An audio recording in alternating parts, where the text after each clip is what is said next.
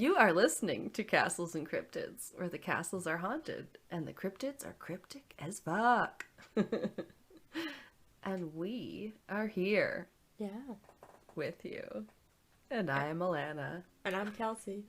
And that just reminded me, I realized in the Egypt episode that's coming up before this one, we didn't do an actual intro at all. Oh, there you go. So, yeah. I was just like listening back to it and I was like, where's the intro? I'm a creature of habit until I decide to change things up once or twice. And then I'm like, wait, I don't have to ever do an intro. Yeah. We'll just pre-record an intro and just insert here. And we'll just have 3 of them that are slightly different. I thought about doing one that was be a spin on the wine and crime, and then I wondered if I'd done that yet. Because they say, like, chat true crime and unleash their worst Minnesotan accents. I was going to say, like... accents. Yeah. It'd be like, unleash our worst Canadian accents. I think we may have done that in our second episode, the Canadian true crime one. I think we did something like that. Yeah, we might have already. Yes. We could be repeating ourselves already. Let's try not to peak too early. We got a long ways to go. Yeah, somebody reach out and let us know when we start repeating ourselves, because we honestly can't remember at all. Which, honestly, it can happen to the best of them. Once you get up over the 200 episode mark, I mean, I don't blame them if they're like, shit, that one's been covered. Yeah, I'm already sitting here sometimes going, what did Alanna, or what did so-and-so, like, even talk about in their segment? Like, I don't even remember, and I'm sitting there editing it going, oh yeah. And I, like, it's like I'm listening to it for the first time because I don't remember it while it's happening. It's an out-of-body experience every time. Sometimes, yeah. Same when you're listening to a podcast, too, though. You're just, like, even when you're not recording it, you're like, well, I listened to that one, and all I remember is how they talked about their cat, not what that story was. Yeah. You read the episode description, you're like, I don't remember that. What the hell? Just like getting 3/4 of the way through a movie before you realize you've seen it before. Oh my god. Did I already talk about... Oh, I started rereading Gone Girl before I realized I'd read it before. Oh. Yeah. Yeah, Gone Girl. I was like, I'm sure I haven't read it. And then I'm reading it, seems familiar, and then it's like, goes to look at bookshelf. Oh, there it is! I even had the book. That's the best. Because you know me, I like my books. Yeah, you have a lot of books. And my paper, like my actual physical books. But anyway. Yeah, I'm an ebook person, because I really only read one book series anymore. I mean, they are handy in that they're very much more portable and less heavy. Like, when I'm holding a big book in my hands, it's a lot. Also, that reminds me, my friend tagged me in a post today because it was like, if a woman's got a book, she's never lonely because she's got, like, a world of characters and a weapon in her hands or something. Yeah. Something like that. And then she tagged me like, yeah, she's always got a weapon. I'm like, I know, I always have a book, and sometimes it's a big one. Yeah, it's funner than sitting when you're waiting for something, than like sitting and just scrolling mindlessly through Facebook or something. Yeah, I don't know. Like me, the real books. Yeah. But anyway, what are we? We are talking today. This is one episode. And I will let you know what number it is in just a second. Wait. It's like when I make my posts and I have to go, God damn it, I'm not going to post the wrong number again. Go to Spotify. What number are we on? Okay.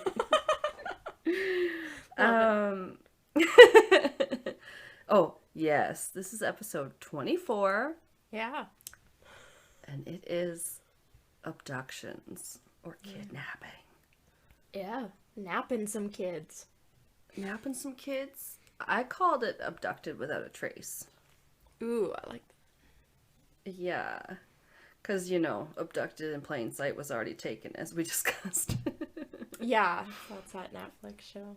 Yeah, which is great. And I think you still need to watch it, but there's Yeah, still... I haven't seen it yet. Yeah. Still creeps me out, but I have a bunch of true crime stuff I added to my Netflix watch list. So you can tell Pat. I'll let you guys know when I watch, or actually because of you guys, I started watching Modern Family this morning. Nice. It took a couple episodes. But I've actually like physically... The Office did. Yeah. Like you told me it would. Exactly. Yeah. I have physically laughed out loud multiple times, louder than I have on a few other comedies I've watched. So, yeah. Nice. I'm gonna keep sticking with it. Oh, good. I think sometimes, they overplay things on TV and you never try any other episodes or whatever, maybe. Yeah. I don't know. And then, like, seeing a random episode in the middle when you don't know the context of, like, family dynamics or character dynamics, it can be hard. But I keep telling myself to get into, I think you'll love it, but, like, I keep wanting to get into Community, because I hear they do a good long joke, too, and they have good actors. And stuff. It's fun. It's a good one. I like it. And then I also added the Don't Fuck with Cats to my watch list too. Yeah, because I haven't. We almost talked about. Did we talk about that one last time? That one. Once you watch it, it like sticks with you. Anyway, I think so. I think we may have talked about it on the podcast. I know.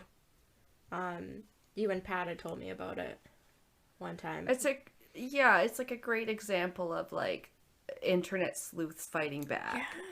Yeah, because it's, for anyone that doesn't know, it shows videos where cats are seemingly being harmed, so people are very, very concerned, and they want to track down this person who's posting them.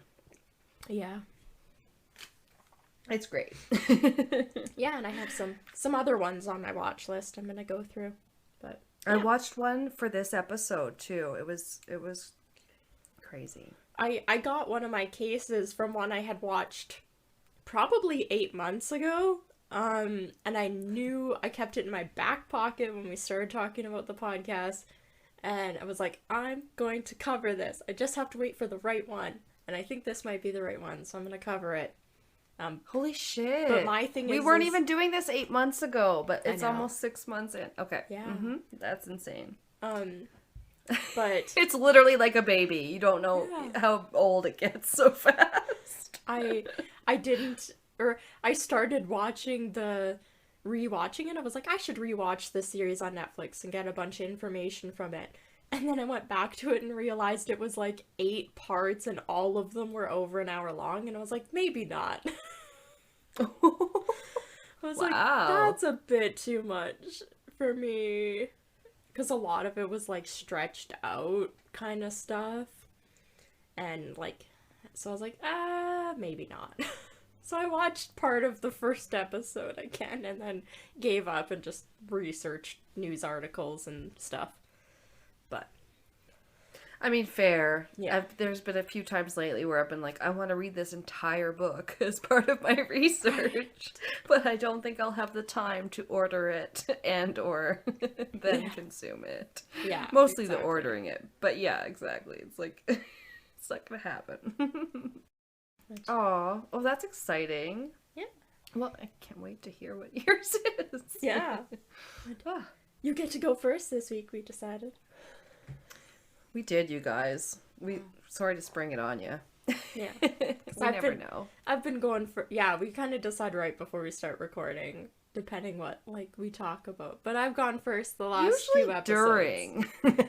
Sometimes, yeah. Okay, I gotta grab it. Oh, hang on, my notes. Okay. Yeah. Yeah. Oh, yeah.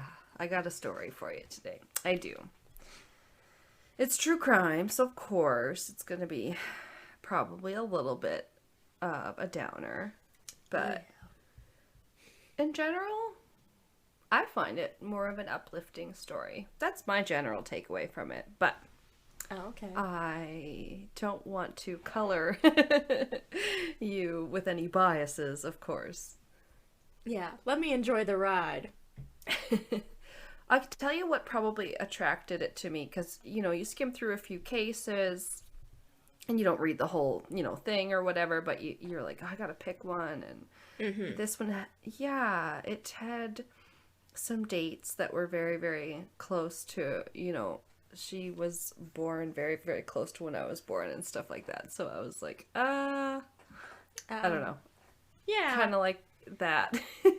It's like, oh, when they're your age, when they get like victimized or whatever, yeah. you kind of identify with them in a bit more real of a way. So this is the story of Natascha Kampusch, and she was born on February 17th, 1988 in Austria. And I was born on March 14th, 1988 for reference, and not to steal my identity, you jerks. And she too was born in Austria. No. No, but her middle name was Maria, which is very close to my middle name of Marie. Oh, wow. There's a lot of, similarities. She was born on a council estate, and my SIN number is... No, I'm just kidding. I will post a picture of my signature and my passport on the website. No. I only once lost my SIN card, okay? I'm much smarter now in my 30s. So she was born on what was called a council estate, just at the edge of Vienna. So I didn't know what that was. Yeah, I was gonna say, I have no idea. That sounds fancy. Is it fancy? It does sound fancy. That's what I thought too. Probably just because of the estate. Right. I think it's a more European term because contrary to what that sounds like to me, it's not a lovely country estate of a wealthy family. It is more akin or similar to a low-income housing unit, or that's what we would call it here, for lower income families that get a subsidy on their rent. Oh, okay. Yeah, not what I thought. So... But that's where Natascha was born. There was a quote from her that said, "I was used to dealing with disturbed people. There were people in the neighborhood who were alcoholics. Some were mentally disturbed. They liked to talk about conspiracy theories. They had failed at life." Oh, sure. I mean, that's I know. Kind of like stereotypical. It failed at life. Oh. But yeah, I definitely think she did see some different walks of life for sure. Yeah. Maybe don't like her description of them, but... No. No. It maybe lost a little something in translation. We'll give her a great assault. Yeah. Because she... Yeah, and everything I watched, this is Austria, she was speaking German, I believe. But, so... Oh, okay. Yeah. Natascha had been born when her mother was 38. And she already had 2 grown children, so it was a later in life baby, you might say. Yeah, wow. Yeah. Her father was a baker who loved beer. I mean, kind of same. I do like to bake. I baked a New York style cheesecake this week because I really wanted to. That's awesome. I saw your little skull things. What were those? Oh, like pizza pops, like Hot Pockets, like pizza filled. Yeah. Yeah, I like the little muffin skull tin that Pat got. I was like, that's so funny. I couldn't tell what they were. Oh, and see, I had almost thought I had posted them before, but then I wasn't sure if that was on my on my personal account, or if I had even posted them, or just Pat had, and I thought, oh, I'll post it later. Yeah. Yeah, everything you put in it comes out like these little skulls. Yeah. Well, mostly everything. I made some muffins in it like last week, some zucchini bread muffins. And they got a little stuck and the skulls looked a little old. Blobby, yeah. Muffins are hard, yeah. Exactly. It stuck to the thing a little bit and then the skulls looked like they had been millions of years old and already stuck with archaeological tools. Yeah. These are murder skulls. So, Natascha's parents were embarrassed about their home and living situation, their lack of money, etc. So her mom would dress her up and put little bows in her hair and generally try to make her look like she came from more money than she really did. Oh, okay. Yeah, she always made sure that she, was dressed really nice and neat and tidy and stuff. And also, her mom would say to her, "You have to put an ugly child in a pretty dress." Hmm. Yeah. That's Don't think mean. she's very nice. No, That doesn't sound like it. No, that's the general impression of everything that you read. When she was very little, her dad would bring her to the bar with him and sit her on a little stool and leave her there for hours while he drank. She felt neglected and unloved, probably before she even really knew, how to express that. Oh, yeah, for sure. Yeah, kind of sad. And later, her dad would go on benders, from the house for days on end and not come back. So it was pretty rough for her. And then Natascha began bedwetting as a result of this kind of stressful household, which is not unusual. The stress hormone can apparently affect the control of the bladder, as well as the other factors that come along with that, like kind of the psychological aspect of trying to keep so many emotions and other things under control that you're like something kind of has to let go. Yeah. I don't know. They just, in some articles, kind of tried to explain how that worked. But all this seemed to do was make her mother more angry with her, unfortunately.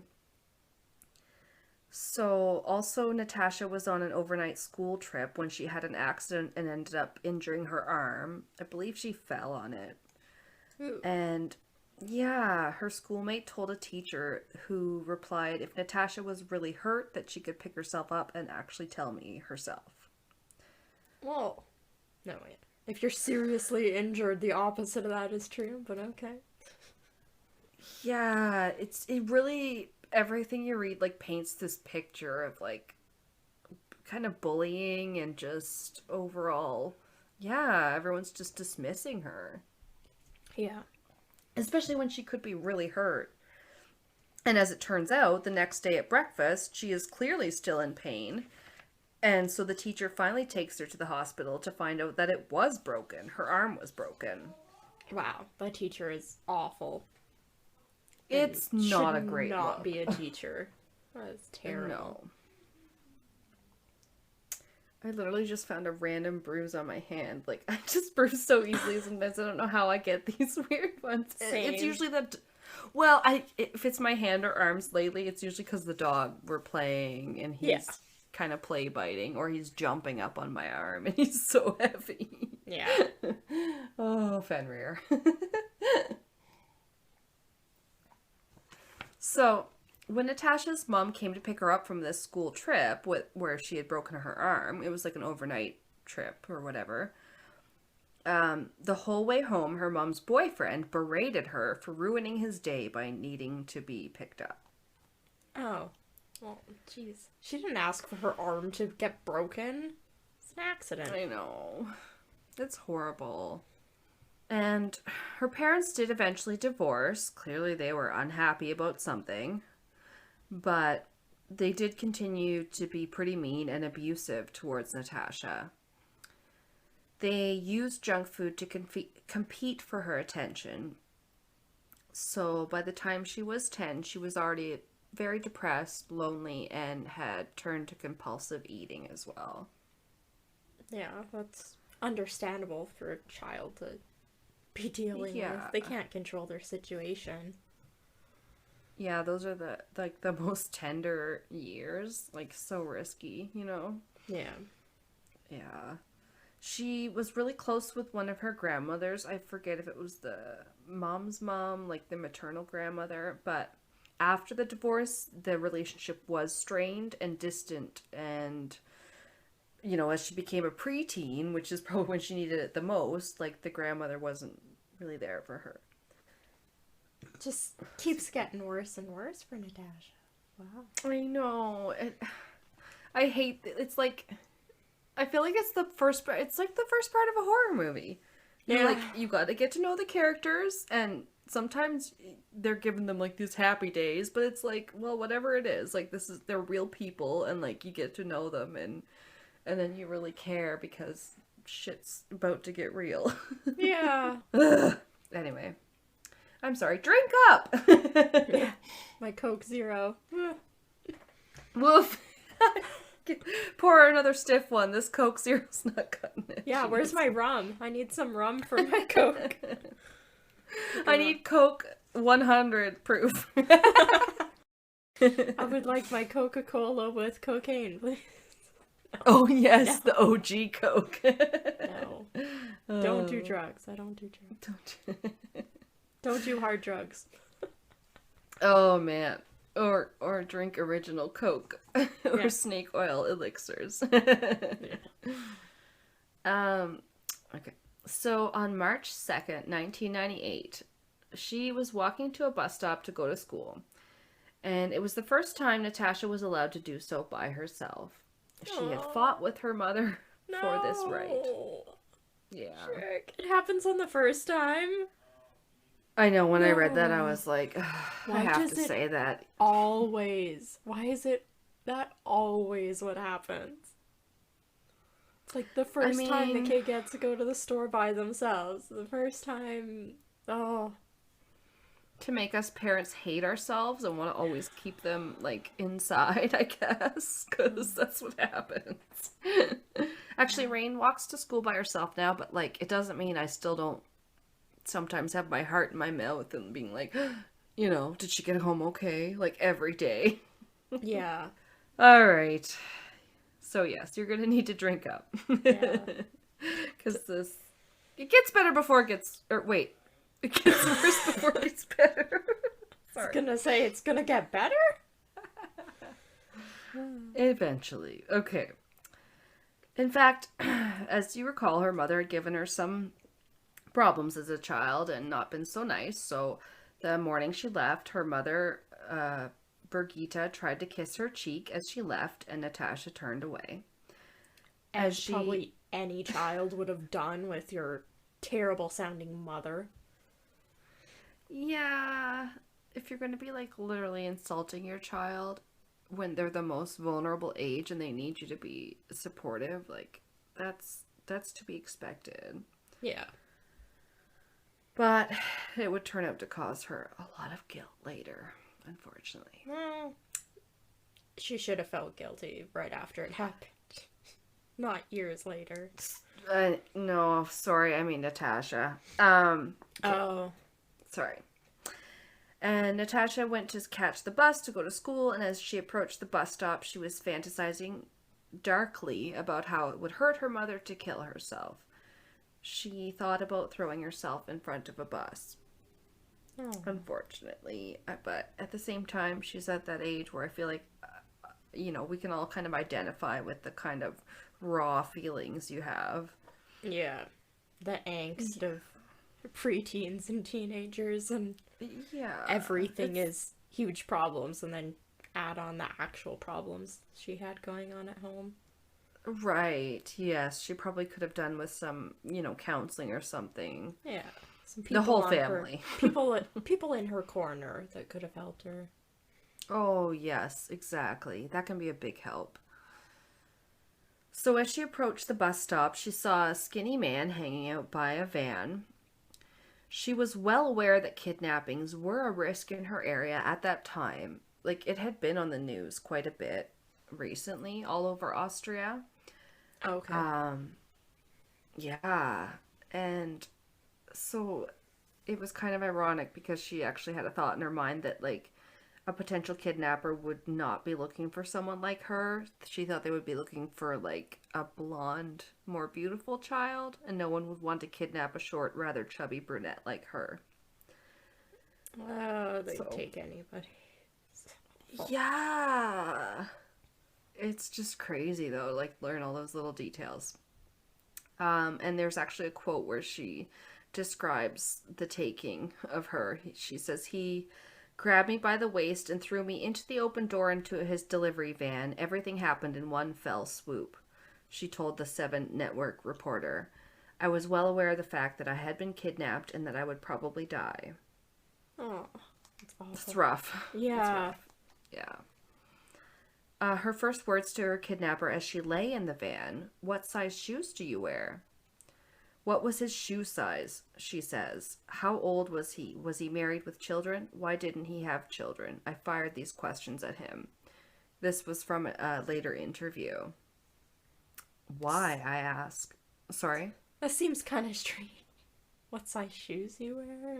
Yeah. That's what she asked him. And then this reporter asks later, why did you ask that? And she said, I knew from watching Aktenzeichen XY Ungelos. I don't know. It says Austria's version of Crime Watch. Yeah, I mentioned that in my one of my cases. Oh. What episode was it? The Ursula Hairman one. Okay. In Germany. Yeah. Yeah. I don't remember what number it was, but yeah. The girl in the box. Yeah, they had they said her case was covered in an episode of that show. Yeah, it must just be like, you know, whatever we see here, like Forensic Files or Unsolved Mysteries or whatever. It's crazy. Yeah, it's their version of Crime Stoppers, I think they said. Crime Stoppers, thank you. Yeah. That's the one I'm trying to think of. That's why I love you. You're so smart. Okay. So she said, yeah, I knew from watching that show, Crime Watch, that you must get as much information about a criminal as possible. She smiles. Okay. Yeah. It says she smiles, remembering her naivety with fondness. Oh, apparently the show's actual translation is it's German for case number XY, unsolved. Okay. So it's like Unsolved Mysteries. Yeah. Yeah, her questions, I guess, make more sense now. She's trying to get information out of him that I guess could be used to catch him if she gets let go. Yeah, it's crazy to try and think that she had the wherewithal as a 10-year-old to pose those kind of questions. At first you're like, what the heck is she saying? Yeah. Then you're like, oh. I mean, I don't know if I would say that if I got kidnapped. Like, I'd probably be doing the stereotypical thing every, like, girl says on TV or whatever. Be like, where are you taking me? Right? It's like nothing really that useful that they're going to tell you. I promise. I won't turn you in. Just let me go. Just let me go, please. My name's not Alanna, I swear. Alright, so let's see. Who was this criminal who had the audacity to kidnap a 10-year-old girl in broad daylight on a main street? Some fucking creep. Doesn't even matter. Fucking creep. His name was Wolfgang Pricklapill. No! I know! That was an extra knife wound to my heart because I love a good Wolfgang. I was gonna say you love the name Wolfgang. Oh. I mean, it's in general, yes, but more specifically that character on Sense8 who is super hot. But anyway, you know, and also probably, what's the other one? Wolfgang, Beethoven? Is it Beethoven? Or is he Wolfgang? No. I don't know. There's one of the famous guys is the Wolfgang. One of the, I have no idea. All I know is the guy that plays, Wolfgang in Sense8. He was on a show, what was it called? Oh, fuck. And he was on another show? Well, it was a movie. It might still be on Netflix, where he kidnaps a girl and, like, keeps her locked in his house. I think it was called the Berlin Syndrome. Oh, I think I heard of that one too. It's Mozart, yeah. It's not Bach. Wait, what did I say? It's Mozart. Wolfgang Amadeus Mozart. Okay, whatever. But yeah, the movie... Do you want me to look up what that movie was? No, the movie's called the Berlin Syndrome. And it has the girl that looks like Kristen Stewart that isn't Kristen Stewart in it as well. They look very, very similar. K-Stew-ish. The real K-Stew. Yeah. I did see her in a good movie the other day, but... Yeah, I think we watched that because obviously I wanted to, and I was like, this is going to be hot. He's got her all tied up. But then you're like, damn, he's the asshole. Yeah, he's a creep in that one. But... I mean, still kind of sexy. It's a movie. Yeah. Watch Sense8. Love him. Yeah, just watch Sense8. By the people, it's by the same people that did The Matrix. It's by the same Lana, directors. Lana and Lena? The Lana and Wachowski Lily Wachowski. siblings. Yeah. The Wachowski siblings. Yeah. Yeah. Anyway. This is not an ad. Please sponsor us, the Wachowski siblings. Anyway. Okay. Where was I now? Oh my god. Wolfgang Pricklapil was born on the 14th of May, 1969. It was the summer of 69. Nice. So, Wolfgang's father, Carl, was a, quote, traveling liquor salesman. Oh. I picture like a door-to-door salesman. I don't know. Yeah. It's like the milkman. I'm the liquor man. Yeah. Your order is here, ma'am. Yeah. And it's 2 crates. No. Of vodka. Okay, Wolfgang adored his father. And he looked up to him even after he realized that his father was a philanderer, constantly cheating on his mother. Wah, wah. Yeah. So in 1986, his father Carl died very suddenly when Wolfgang was 24. The family took this very hard. His mother sort of replaced her husband with her son. Ew. This might sound familiar. She relied on him for emotional support, and obviously they were very, very close after Carl died. Is there, like, incest clause?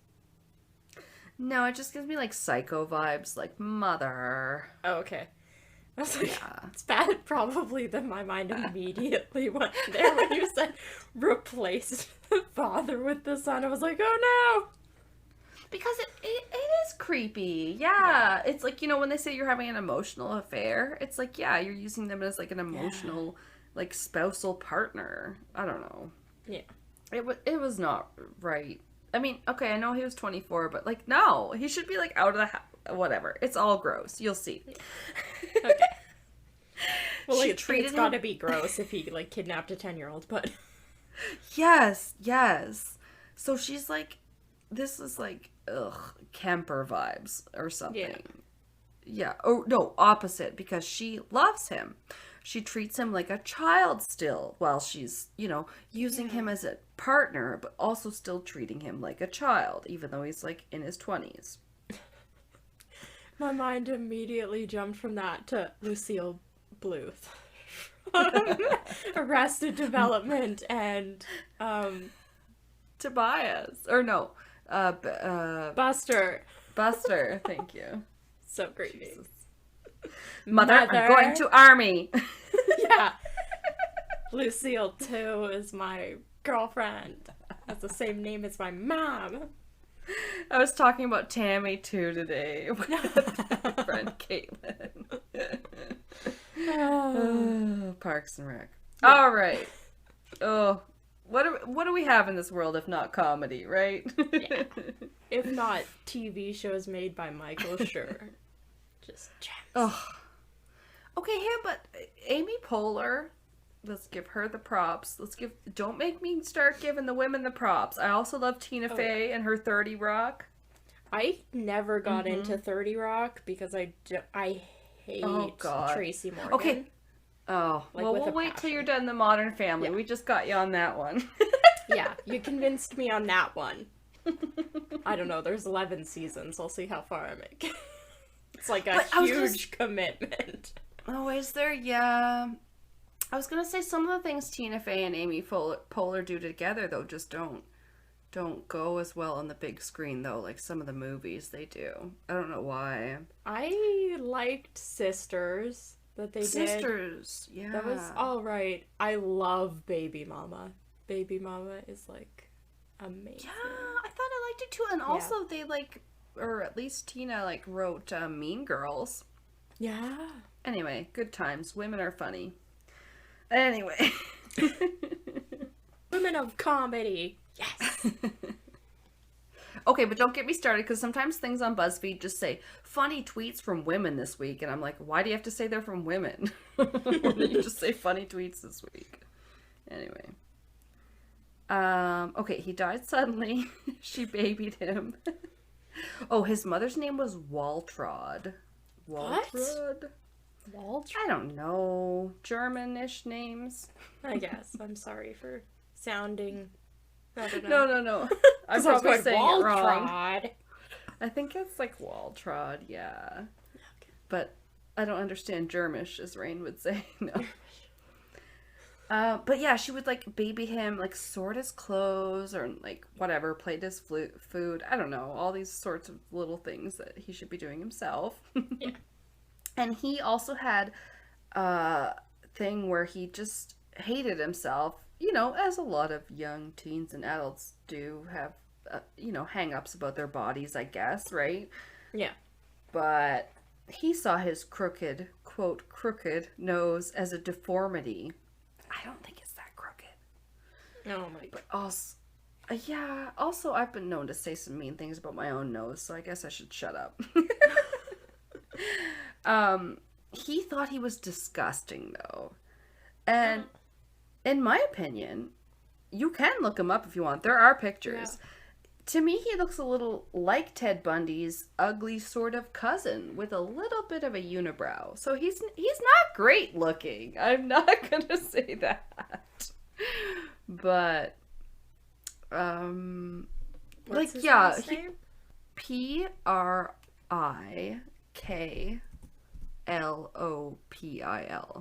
Prickla face. No.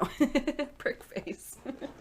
Like, I had to type in her name, too, when I was looking up the case to get any pictures to come up. Yeah, I've seen pictures of him. Yeah. Have you? Yeah. I've seen pictures of him. Ugh. Yeah, he looks like... People always say Ted Bundy was attractive. I don't find him attractive. This guy looks the same as Ted Bundy to me. Yes! I'm sorry to offend the people that are in love with how Ted Bundy looks. I don't see it. Who fucking cares? He looks Ted like Bundy this was dude's not that unibrow. attractive. No, he looks like this dude if he straightened his hair. If Ted Bundy straightened his hair and had a severe unibrow and a half smile, it was this guy. If I had to choose between Ted Bundy and Edmund Kemper, I would go for Edmund Kemper because at least he seems, I don't know, more in touch with himself and smarter in some way. They're both horrifying, right? And they're like, you know what I mean? Like, I don't know. Yeah. I can't justify it any more than that. I guess with Ed Kemper, the bad things will happen after you die. So maybe that's better. I don't know. I'm talking a supervised, like, conjugal visit. You have to have sex with one of them. Which one do you choose? Probably Ed. It's like marry, boff, kill, except marry, fuck. Have sex with an incarcerated guy. None of them. I kill myself. I like a guy who's very intelligent. I don't know. Yeah. Ed Kemper and I feel like I could have better conversations than this dude. The good conversations! Yeah. We were talking about this. This is what it comes down to. Yeah. But no, hopefully we never have to go through with any of that. For love or money. or some weird reality show in the future, yeah. When the aliens take over and this is their form of reality show, the Big Brother house. Half of us are murderers. Big Brother, you got Love Island, you got Bachelorette, you got 90 Day Fiancé, you got Sexy Beast where they put on masks and then they have a blind date where they're like literally dressed up like they're on The Masked Singer. It's all crazy. But they're all still attractive underneath. And you don't know who's the serial killer because serial killers have been on game shows. Yes. Because serial killers want to date too. Anyway. They deserve love too. Okay. No, they don't. Just circling back. No, I've never written to any death row inmates. I'm not that kind of person. Don't worry, guys. Yeah. They are special kind of girls that, you know, write to the Night Stalker and say they want to marry him. I don't know. Ugh. Yeah. But anyway, back to Ted Bundy's ugly cousin, Wolfgang Pricklepill. He had all the trappings to be a criminal. He was socially isolated and he lacked self-esteem. He had that upbringing where he loved his father, who was a philanderer and a traveling liquor salesman. Yeah. I don't know. Really, his victim had it worse than he did. But anyway, he did end up getting a job, as an engineer at a company named Siemens. And sorry. He even...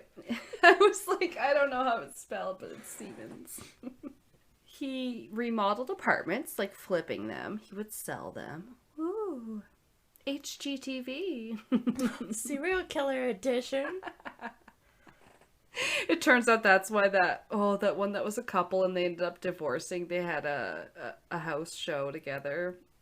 Never mind. I can't remember what it's called. Cut this. My mom probably knows. She's obsessed with all those. Yeah, I can remember like the people's names, but not the show. Anyway, he remained paranoid and he believed the world was responsible for his problems. Go figure. Because he's white. Yeah, and he had a special hatred. He didn't just blame the world in general. He blamed the Jews especially. He was super anti-Semitic, and he blamed Jewish people for ruining his life, and he thought they had it way too easy, and that also so do women. My question, though, is people that blame, like, a specific ethnicity of people for everything, like, their personal problems, like, yeah, how many Jewish people is this dude interacting with in his actual life that he could possibly be, like, pointing the finger at? You know? I don't even think it matters. I think it's more of a deep-rooted thing that, like, you hear from, like, your parents and their friends or whatever. It's like you hear it from a certain circle where you grew up around KKK people or, like, whatever, you know? This it doesn't even have to be group KKK. of people that I've never met is responsible for my problems. Really? Yeah. You've Oh, never... and the less Jews he's met, the better, because easier to blame someone that you can pretend is a monster because you don't know them. Yeah. I don't Unfortunately, it's the same way political conversations become so, like, fraught with whatever, because people are like, I can't possibly understand this thing this other person is saying without thinking of them as evil. It's not great. We have to recognize we're all human. Or you can't possibly walk the line between, like, two different parties. How dare you? You have to go all or nothing. No, because the sad part is, as humans, we're all capable of evil. And that's what we need to come to terms with. Ugh! Soapbox. Going hand in hand with being misogynistic and not liking to do anything for himself, he believed a wife should be like a slave. Go figure. Thanks, Mom. So, he attempted to find a woman that would be willing to be his partner, slave, and take on all the household responsibilities and submit to his every whim. He's just so gross. I don't understand. He's not a good Wolfgang. Yeah. He's the shittiest Wolfgang. His solution, he ended up telling his closest friend and business partner, Ernst, that he needed to find a virgin, untouched girl and mold her into his perfect woman. Ugh. And yet, this business partner / friend, if you can call it that, I guess, didn't report that to any authorities or really, do anything to put that up as a red flag for anyone. Yeah. Probably didn't want a rat on his friend. But it's like, oh my god. Like, I mean, Somebody I get it. People ever say said shit, something but... like that, you either report them or you start hanging out with them a shit ton more so you can monitor what the fuck they're doing. So it's a very specific thing to say. Yeah. Yeah.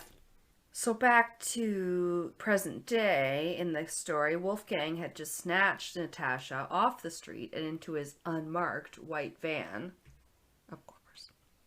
Yeah. Natascha doesn't specifically recall fighting back physically, but must have because she remembers that she lost a few moments of time, and when she came back, she began feeling like the swelling and the pain in her face and had a black eye. Oh. Yeah. So I guess she did fight in the end, even though she didn't think she'd be kidnapped. Yeah.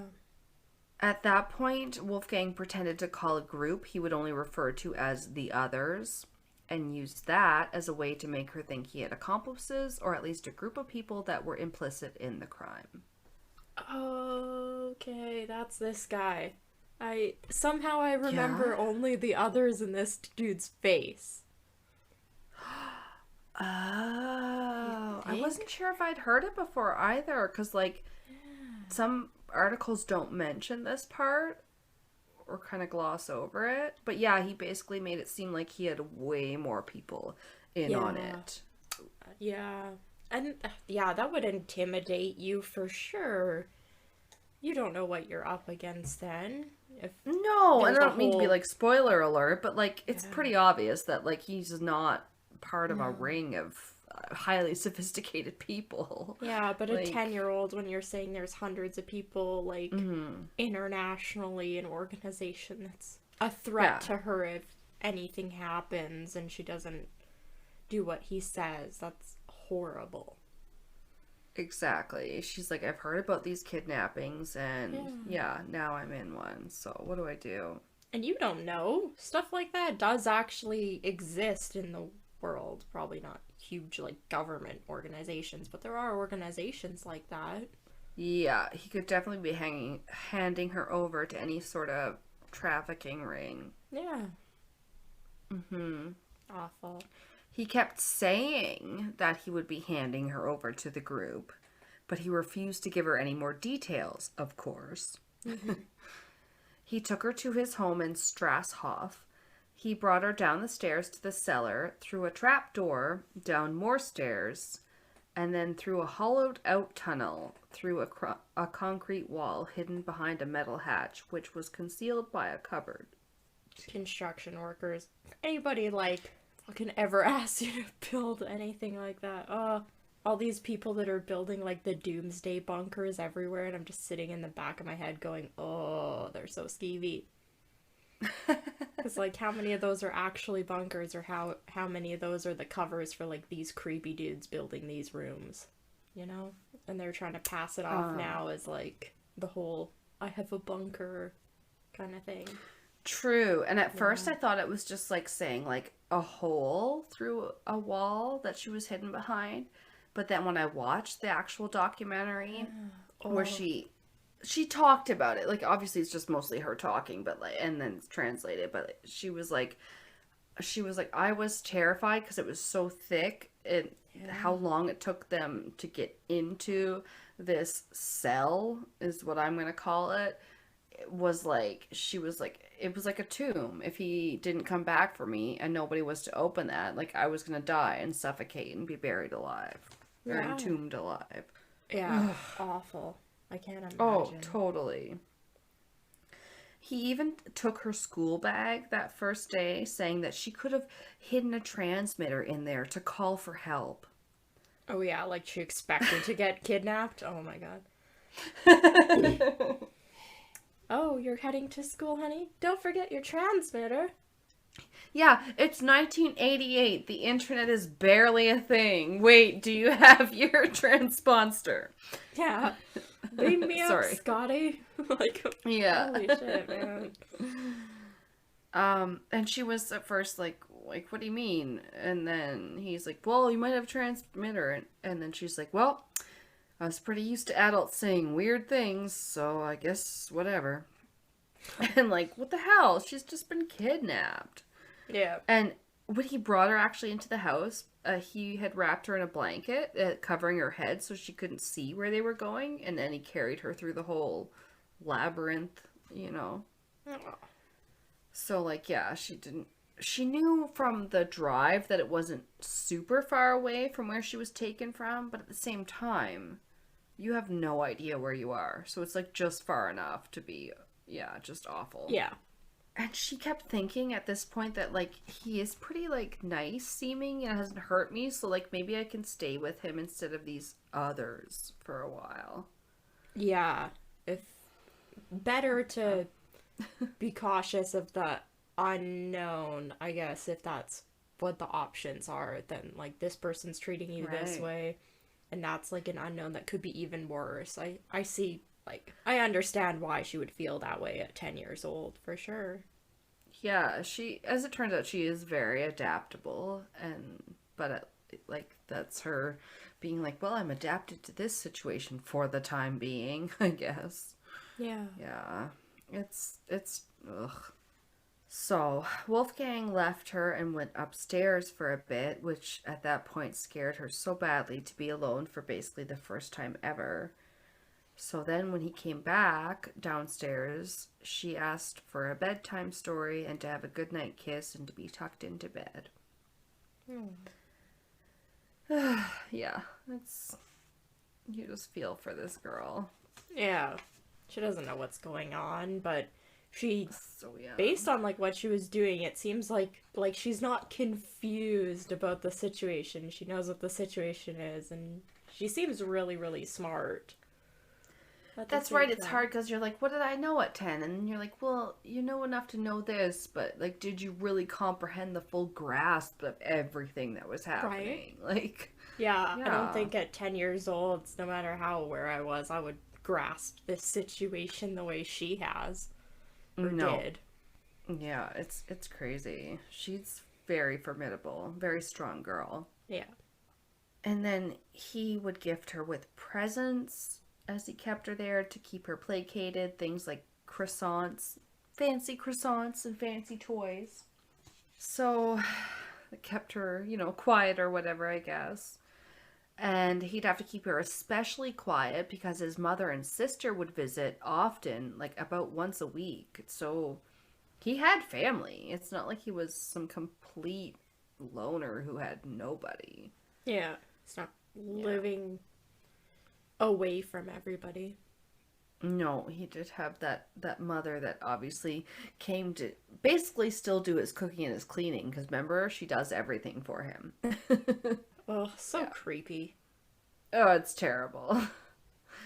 And every time he would leave the house, Natascha would be terrified because, oh yeah, like I mentioned, she basically realized that she was in a tomb and that if he didn't come back, she would die.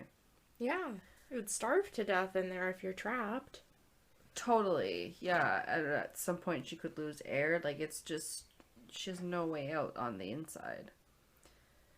So she came to feel sort of relief at his return and even wondered if perhaps he was being used by these quote-unquote others as well. She has said that she basically regressed mentally back to the state of a toddler because it didn't feel as humiliating to her to be washed and dressed and have her teeth brushed as a toddler than it would as a 10-year-old. Ew, so creepy. Yeah, it is. It's almost worse than, like, someone who was, like, out, like just rape and murder and be done with her. Like, it's just ongoing. Yeah, it's child grooming for, like, pedophiles. Oh, and that stuff is just the creepiest in the world. It's like yeah, you're right. It's the definition of grooming. Yeah. He's just like, I want a little wifey that's like a slave. Yeah. Ugh. So creepy. Oh, it gets worse. So, later the presents he gave her would be more practical, like mouthwash and Scotch tape. Oh, gotta have that Scotch tape. Holy crap. Need that so many times in my life. Insert anecdote where my dad gave my mom a paring knife for Christmas. She said he wasn't a great gift giver. But maybe it's still better than tape. Scotch tape to your kidnapped abductee. I don't know. But this guy was nuts, though. He claimed to also be an Egyptian god. Not sure which one. Really? Okay, I've never heard that before. I know! It's just like almost like an icing on the cake. I didn't even like hear anything else about it after that. He's just like, yeah, he said he was an Egyptian god, like. Wow, okay. Okay. Could have probably some mental health things going on with him, too. Oh man, he's a piece of work. She basically went along with that one, though, but refused when he asked her to refer to him as Maestro, as he demanded. Gross. Yeah. Is that really, like, the grossest thing he could be asking her to call him, though? I don't think so. No. It's not the worst. Like, Maestro's not the worst. I suppose. He's Daddy Egyptian God Maestro Ra. Don't say the word daddy, please. Not in this episode.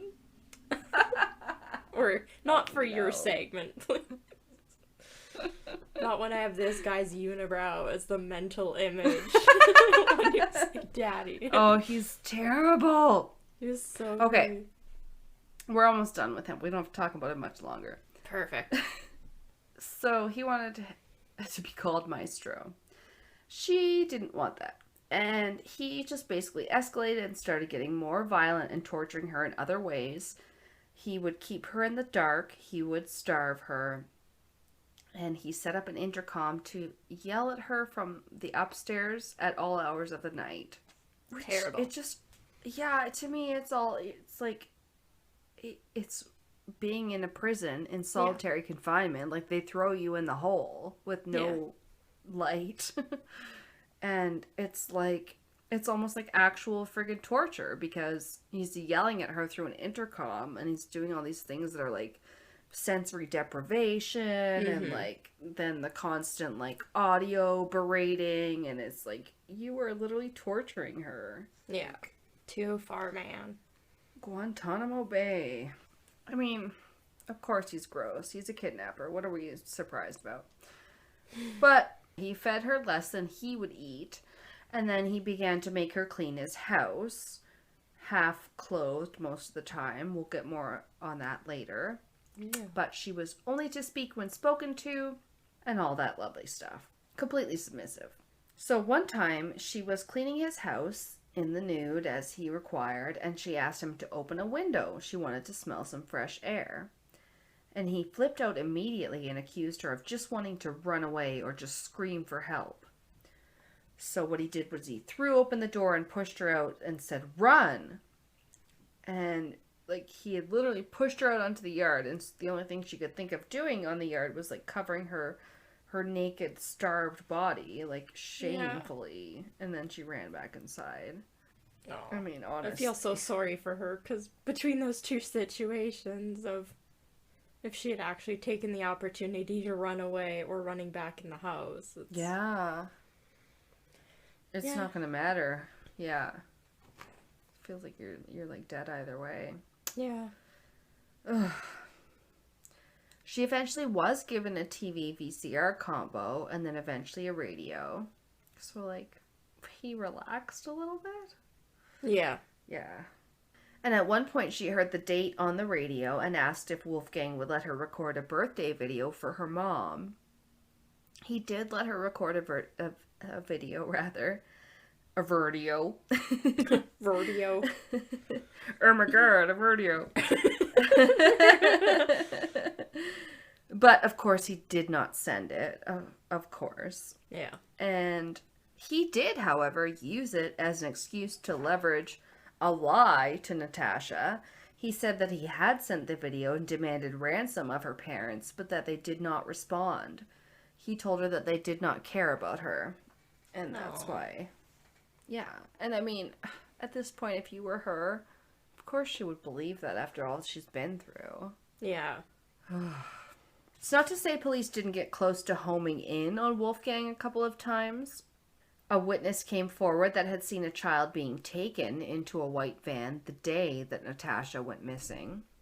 And so Wolfgang was investigated as a person of interest because he had a white van, and police came and looked at the van, but found that it was filled with construction material and thus were unable to find any connection or materials that connected it to Natascha. They should have still checked his house. I'm sorry, but... Yeah, that one seems kind of lame, right? It's like... He just threw some, like, wood and sawdust in, and you guys were like, okay, we can't get anything. And another tip came in with Wolfgang's basic description, his visual description, but it was misfiled and lost, unfortunately. Yeah, that's so sad. I hate when that kind of stuff happens, like that the evidence is there and that the clues were there, but they get misfiled or not followed up on properly or something. Those are always the worst. They're worse than not having the evidence in the first place.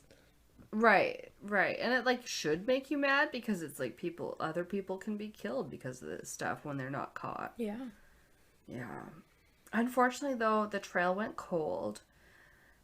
But Natascha still made her small little rebellions as she could while in captivity. She would, write some small swear words and other graffiti on the walls. Teenage angst. I know, I so identify with the writing on the walls. But yeah, he would still punish her by turning off the electricity to her dank cell. And obviously, yeah, like we said before, that's just like putting you in the hole when you're in prison. It's like being in solitary, only like worse. Yeah. But her adaptability and her compassion really saved her. She imagined he had been neglected as a little boy, and this is what happened to make him such a sad little man. I'm happy Did she call him a sad little man? I did. I was hoping she did. I was like, good for her. Sad little man. But I think what they're saying is if she had just dismissed him like that, then how could she have survived? Because she had to live with him day in and day out. She had to constantly think about him and his motives for how he was. Oh, yeah. Like, yeah, I don't know. I guess I kind of get how she had to empathize with him a little bit. Otherwise, like just being, you couldn't dismiss them. Not when they're in your face all day as your captor. I don't know. You rely on them for everything. That's right. You're totally dependent on them. Actually, I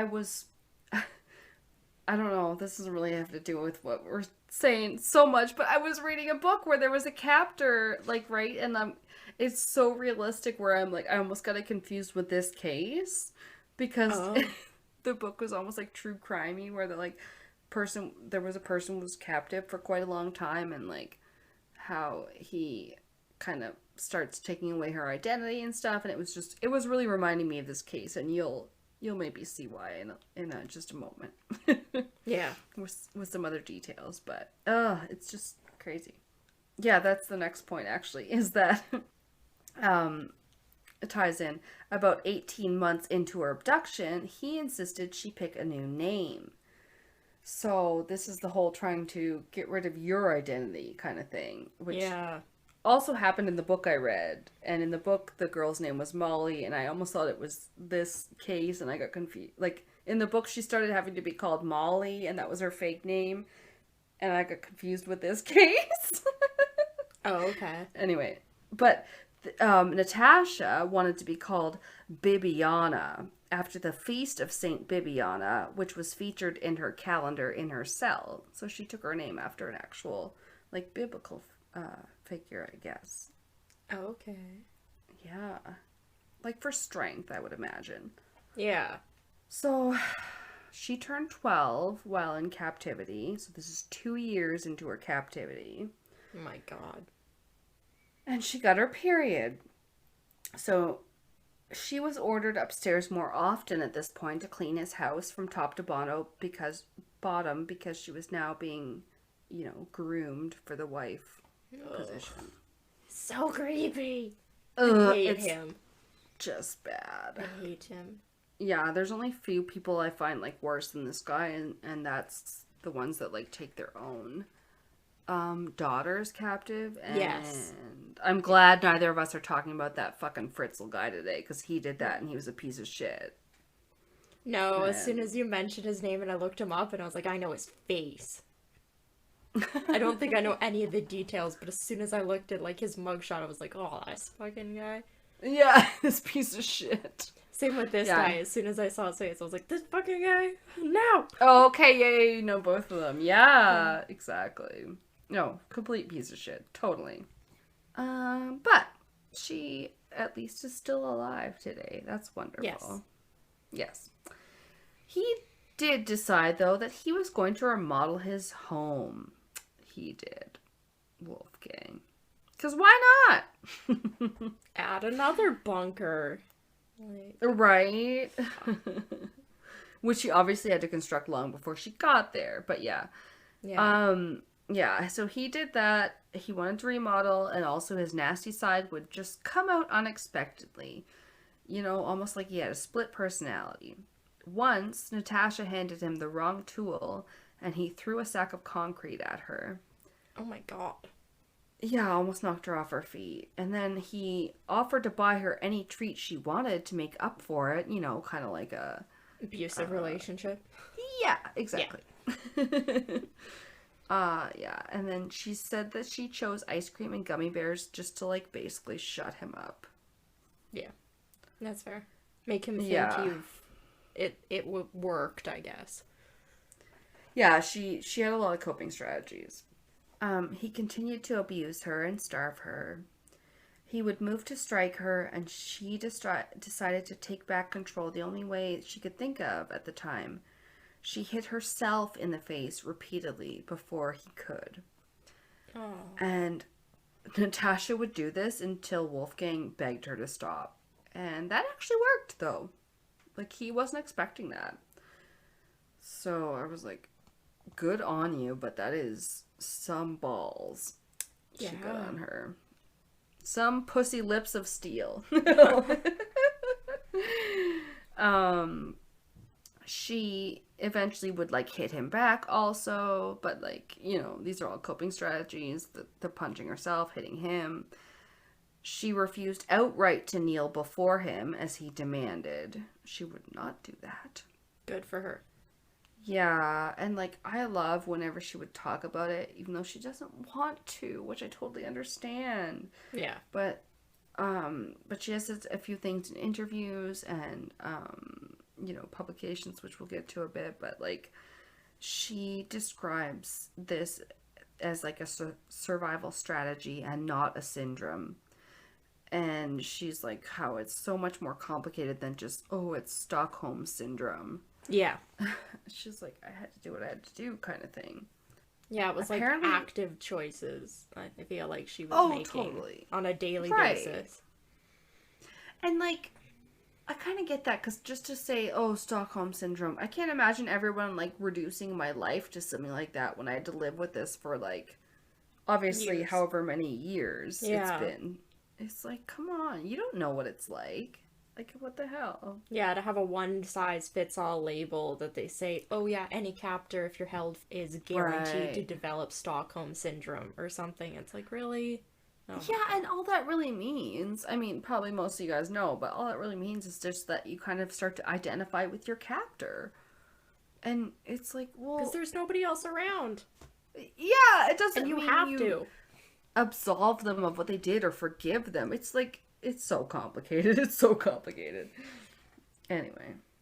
So Wolfgang had terrible anxiety, and what she did say was he would handcuff himself to Natasha with those kind of plastic zap straps, you know, that sort of handcuff.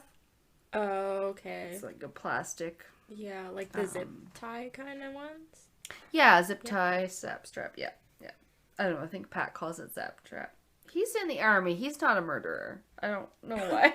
I had to clarify that. He just has a nickname for zip ties, but doesn't mean he's a murderer. Okay. Moving on. Moving on. But yeah, it's gross. He would cuddle her until he fell asleep. Ugh. Just go back to your mom. Yeah, I think what basically she said was that she wouldn't discuss any sexual abuse, but that it was actually minor. So it seems like mainly it's this, partner he's looking for right now. He hasn't even Yeah. really it hasn't even really moved to the rape stage. It's more like this whole partner for life kind of thing. Yeah, because he's trying to replace his mom. Maybe Yeah, he. it's kind of worse, Yeah. but I don't know. I don't know. I can't really say that, obviously. Yeah. Um, One time she heard her name in passing on a news story about another abduction trial, and they said her case was cold. And at that, Natascha felt even more forgotten, and she even attempted suicide in her cell, but ended up stopping before she could complete it. Oh, that's so sad. It is, especially because she doesn't even have anything, so she basically had to try and light her cell on fire. Wow. It's, That's yeah. scary. Right? Like she was at the end of her rope. He eventually tested her obedience with a trip to a drugstore, and she was too terrified to run there as well. Like she didn't even know how to interact with other people anymore. Didn't know how to talk to the person at the counter. And from what I had heard from some sources, that he even introduced her to his business partner, and I wasn't sure if that meant that Ernst guy that he had mentioned wanting to, yeah, basically groom a virgin girl. Yeah. But, like, yeah, she was obviously in his life enough that people had met her and maybe should have seen the signs. I don't know. Yeah, maybe question why this dude who Mm-hmm. is, from all appearances, not in a relationship to have a, like, girlfriend in his life that would have a 12-year-old daughter. Like, right? Where else is he getting this daughter from? Yeah, it's Like, it's clearly not his like, daughter. Like, so who is she? yeah, like that. She's like his daughter. Like they just like see that he has like, yeah, exactly. They don't know. They don't. She's like younger looking. They should know that she looks pretty terrified and pretty starved. It's like Yeah. it's not good. Oh. Um, yeah. At one point, he even took her on a ski trip, and sort of as another test, I guess. And she was really close in the bathroom one time to like asking someone for help or trying to make a run for it at that point. And she had like opened her mouth to speak, but like she didn't even know what to say. And the woman ended up leaving the bathroom and left. No. It's just so close. 6 months later, after that ski trip on August 23rd, 2006, which I finished these notes yesterday on August 23rd, 2021, 15 Oh, years later. creepy. Yeah, I thought so. One of his remodeled apartments was going on the market, and he wanted everything to look perfect for the showing, including the car that he arrived in. So he told Natascha to vacuum his car. As she did, he received a phone call and turned away to take the call. He stepped away from her with his back turned, and that's when Natascha saw an opportunity that she this time was not going to miss. Good. She hesitated a split second before deciding she would not lose this chance this time. She just took off running down the street as fast as she could. Yeah, I don't know, it must have been like a block or two later, she ran into a lady who was in her yard and she just yelled, "I am Natascha Kampusch." I don't know if she said help after that or whatever, but like that's what she got out and stayed in that lady's house until the police arrived. And amazingly, they got there before Wolfgang did. Yeah. And she was, yeah, I was like, what? She made it to the station without seeing him at all. Yeah, she was smart because you don't want to run to like immediate neighbor's house or anything like that. No, you're right. You wanna, Yeah. if you can, you do want to get completely out of sight, like a couple streets over if you can, and Yeah, then get yeah. inside. Even if you go into somebody's yard because they're not answering, and you jump a fence and hide in their yard, and if they come to kick you out, then you tell them you're kidnapped. But if somebody's not answering their front door and you need to get out of sight, you jump in somebody's yard. I would, for sure. Yeah. Ugh. It's just like, it's still so lucky that the police got there before he did, but yeah, we'll kind of get to it. Yeah, so the police were like so shocked and amazed to see her. Finally, she gets that kind of like, oh my God, you're here. We thought you were dead. Like this whole reception. She's like, yeah, I made it, you know? Yeah. I'm waiting for this.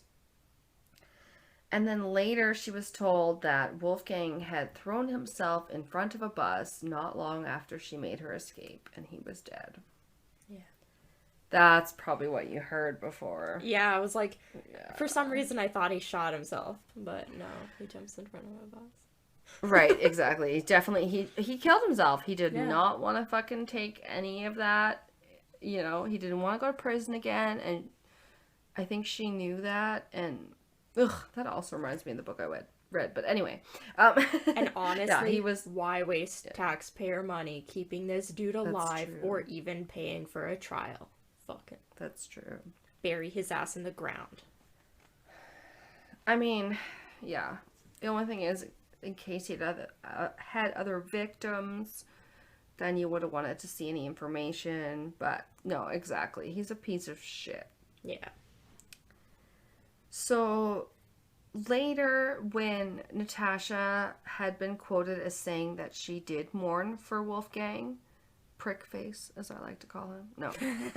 But sadly, she did receive a lot of backlash and judgment for saying that. So she responded with her own words. She basically said, how is it that now I am free and you want me to play this role that you expect of me?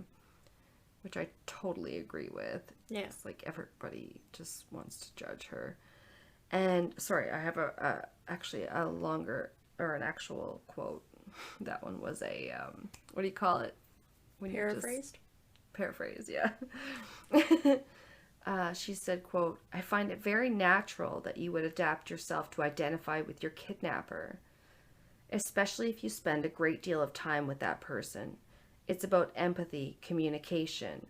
Looking for normality within the framework of a crime is not a syndrome, it's a survival strategy. She pauses. But people get annoyed when I say this. Some say I should be locked up again, that it isn't really special to have been locked up like that I liked it, that it was good for me. Ugh. Disgusting people. It's true. I should have noted it. It was only on like Wikipedia or something, so I didn't actually proofread it or whatever too many times. But like, yeah, there was like one police officer or someone that had gotten in trouble for saying like that she probably had a better time with the kidnapper than she did with her parents because of her tumultuous upbringing or whatever. And he was actually like court ordered to pay like however many dollars in like a settlement because he was an asshole that said that like, you know, she was probably happier with her kidnapper. Like, what the fuck? Even if that's true, like, don't fucking say that. Yeah. Like, yeah. You don't know. You don't know the details of her day-to-day life in either situation. Yeah, I'm guessing that guy got, like, maybe recorded saying something when he didn't think he was being recorded or something. Yeah. Being, like, super candid. Okay, so that is about it on my case. It's lovely because it's a case where the survivor is still alive. No murder. Yay. But she did dislike the fame that came with her ordeal. She wasn't surprised by the fame. She was expecting to, like, you know, garner a little fame or whatever. I don't know. She kind of thought it would be, I don't know, more like someone else she'd seen famous on talk shows or whatever. It was kind of cute. But then she said that it was like, quote, bothersome and disturbing. I knew when I was in the dungeon that the story would make me famous, but I thought it would be a more positive experience, like winning the Olympics. You're in the media once, people admire you, and then it's over and done with. I never thought I'd meet so many unpleasant, curious people who refuse to keep their distance from me, who are uneducated. I have many personal complexes as well, so being such a well-recognized figure just adds to that. Yeah. She's had a hard life, her being in the spotlight and constantly having to talk about it and stuff. It's so true, and that also mirrors, like, I hate to say it again, but like the book I'm reading, because like this survivor ends up talking to this true crime fanatic who's like really well versed in the case, but he's also a computer analysis, whatever. Yeah.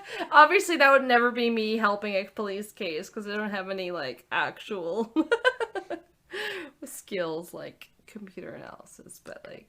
Have you ever watched? Yeah. What movie is it?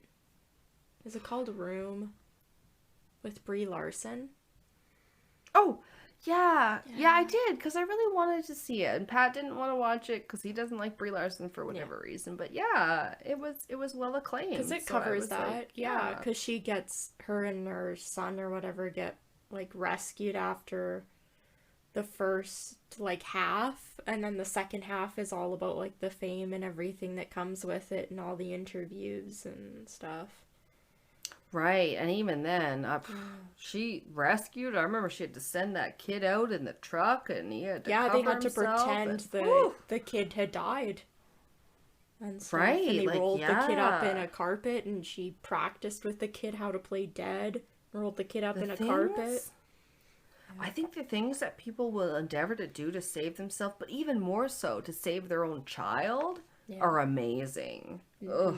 But I appreciated that movie because it's not one of the ones where the person escapes and then you get like a 3-paragraph blur while the credits roll about how the rest of their life went. It like spent the second half of the movie telling you what happened because that's part of the story. Oh, totally. It's not happily ever after. Like, you live with someone with PTSD, they have it for their entire life. Like, it doesn't go away. Ugh. Yeah. So to wrap up my story, it's pretty happy, actually, I find, in the ending. For a while, like, Natascha actually had a talk show, which is pretty interesting. Wow. Yeah. She kind of said that she'd always enjoyed listening to the radio programs and the interviewers, and that she wanted to try what they did. Yeah. And then she ended up saying that she wanted to study, what did she want to do next? She wanted to study psychology, but before that to learn 2 trades, goldsmithing and shoemaking, being a shoemaker. Okay. That's adorable. Cool. Yeah. And then the only other thing I learned, basically, was that she owned the home now that was Wolfgang's. But I was confused because initially I had heard that it was left to her in his will. Yeah. But then a couple other sources I read said that she bought it so that it wouldn't be vandalized or torn down, or in some instances it said turned into a theme park, quote unquote. So I'm not too sure if she bought it. But I want to read her book. Apparently she did write a book called 3096 Days, and I fully intend to read it. That's brutal. Yeah. I think I had heard like her case covered once, but yeah, you had a lot more than I've ever heard about it. I love deep diving into cases, where you're like, because I didn't hear any of her background or his background or half the stuff that happened while she was like in there. Right. Yeah. And that's just it. Sometimes I find I have to go to a couple different podcast sources before, not a lot of them always cover different background and stuff, but I find it really does add to the case because you kind of get like an idea of who these people are. Yeah. Mm-hmm. It's easy to just jump into somebody getting murdered or kidnapped or a body being found, But, Yep. yeah. For sure. I know. I have to say I owe a lot. I was gonna say I owe a lot to just the podcast that I listen to. Like I listen to a lot of Wine and Crime, but I've also listened to a lot of And That's Why We Drink, and the way Christine tells her true crime cases I find is really good. Like always like really respectful of the victim, but then like gives a lot of details and kind of lets you form your own opinion without being too biased. So yeah, I strive to kind of, you know, give a good journalistic view of it or whatever. Yeah, because I think I had mentioned to you the one episode of Crimes and Consequences or whatever in their episode was asked to be taken down. I don't know what the circumstances were of that, but yeah, definitely having like doing too much like opinion wise, which I feel like they probably didn't do because they stay away from that like completely. But yeah, that could definitely, if you get too much like that, or victim blaming or making fun or belittling, I see how that could get you into hot water pretty easily. Or if someone's not convicted of a crime and you're like, oh, they did it. You're like, no, you have to be like, it's alleged because they weren't convicted of it. Yeah. Yeah. Yeah, for sure. Well, thanks for sticking with us. This is part 1. Yeah. Come back for part 2.